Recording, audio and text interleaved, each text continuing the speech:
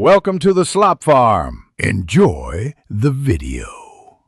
You start by inserting Ozone 11 on your master bus and opening the reference module because you need a real-time comparison.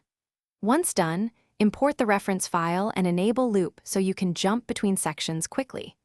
Make sure to match perceived level.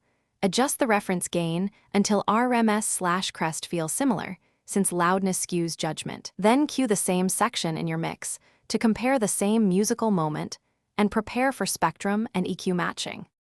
You now analyze the differences. Open the spectrum and compare views to see where energy diverges. Next, use EQ match for a quick automated curve or add manual EQ bands where the spectrum shows deficits or excesses. This corrects tonal balance. Then use the A/B slots to store versions and switch while listening so you hear subtle changes.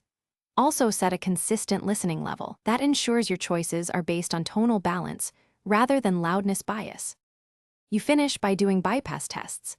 Flip the whole chain on and off to confirm improvements, then tweak dynamics, saturation, and stereo width so the match sits musically. Once satisfied, reference several song sections and export a test master at your target loudness. If things still sound off, try this key troubleshooting tip. Check your monitoring level and phase relationships and solo problematic instruments for masking. Incorrect monitoring or phase issues often masquerade as bad EQ choices, so address those first. Thanks for watching. Consider subscribing if we helped you today.